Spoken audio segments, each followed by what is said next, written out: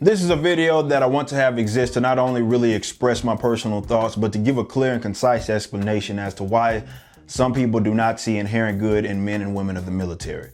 I'm going to give you a more libertarian perspective, but this line of thinking certainly isn't exclusive to libertarians. Like, that's it. But that's certainly going to be the perspective from this video. Now, for starters, the influence in this video comes from a tweet that I put out in which I simply suggested that people should keep in mind when they talk to me that though I don't make a big obnoxious deal about it, I don't think as highly as some other people about the military, and that's it. And some folks, veterans for the most part, they took issue with that as if I'm supposed to praise them. One was so self-righteous that he suggested that I should be thanking them, and all of them. No matter how you feel about the military, that sort of behavior is that of a self-righteous asshat. You imply that you joined for the sake of the brownie points, but the reactions, really influenced me to make this video. Now let's let this really serve as a straightforward, respectful breakdown of where folks come from when they choose not to show inherent, respects for folks that really serve in the military or have served in the military, some even greatly disliking them.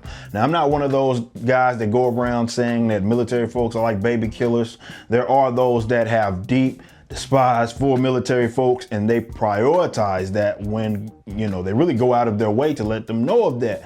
But let's really discuss why that is. Libertarians, for the most part, have extended things to the logical conclusion and do not generally make any sort of exceptions for the individual behavior. Now, this includes minarchists as well, and of course the anarchists like myself. Now, the idea is that every individual has private property rights, starting with self-ownership, and the only thing that they are owed is non-aggression. So the state becomes the biggest object of criticism because it is the biggest violator of those rights, and we don't make any exceptions. Just because someone wears a badge or puts on a uniform and works for the state does not mean that they have the right to violate the rights of someone else.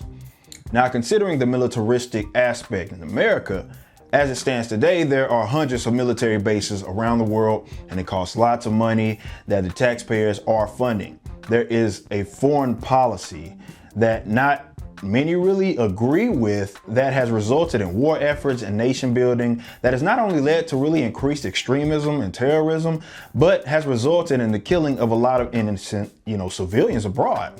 We can talk about the politicians or the military leaders that have green-lighted these efforts, and they of course share some of the blame, but it is military folks that carry this aggression out. That's not up for dispute. They are agents of the state. And when you sign up to be a member of the military, you essentially agree to carry out these orders.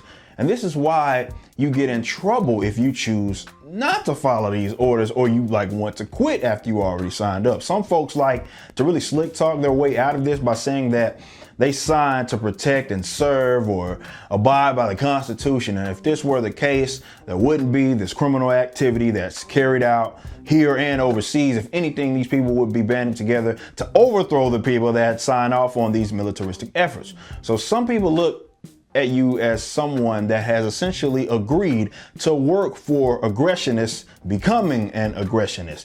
There's two things I'd like to mention that I know are always brought up.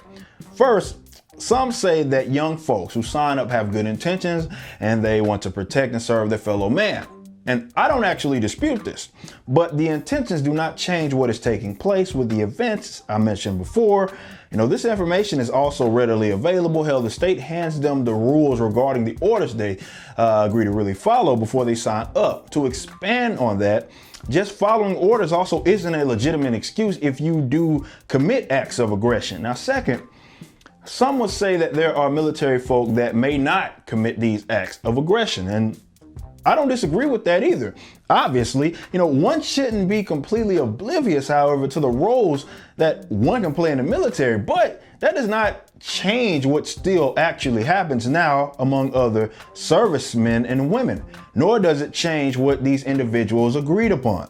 Now, if you genuinely care about your fellow man, there are numerous ways that you can do this and show this without joining the military, but you cannot dismiss what really takes place and has been taking place for decades. This isn't the Revolutionary War, World War II, and plus libertarians, for example, are not against the ideas of defense, which we really just want that means to be voluntarily arrived. It's just the U.S. military right now is so far removed from the idea of mere defense. Now, as the ANCAP, I don't think a state is required to provide the means of defense at all. But because, this can really be something that's voluntarily arrived and peacefully.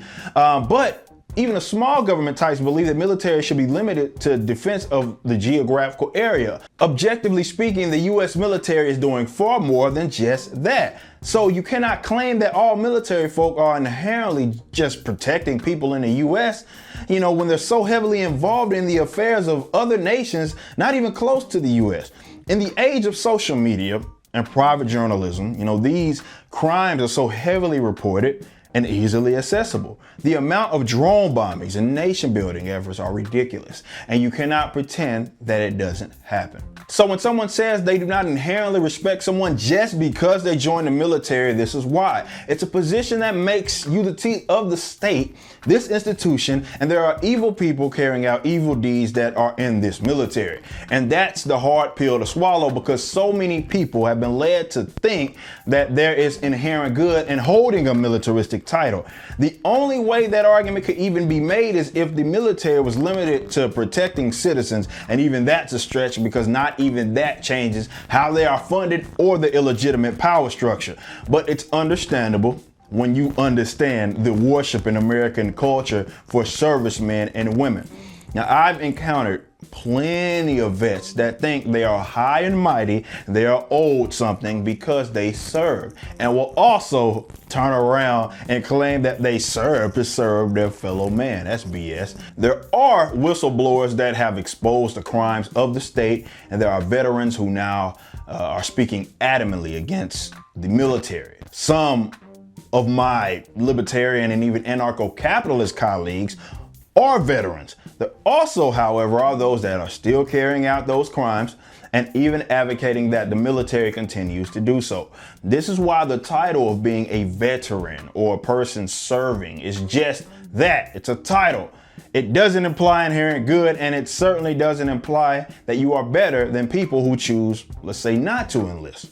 So if you want to understand people's discontent with the military, folks, stop turning a blind eye to what takes place right now, the ridiculous amounts of civilians abroad that are killed and living harsh lives that are directly a result of the United States military's foreign policy. And stop appealing to history that we are so far removed from, as if someone that fought against the Nazis is representative of every single person that's in the military right now.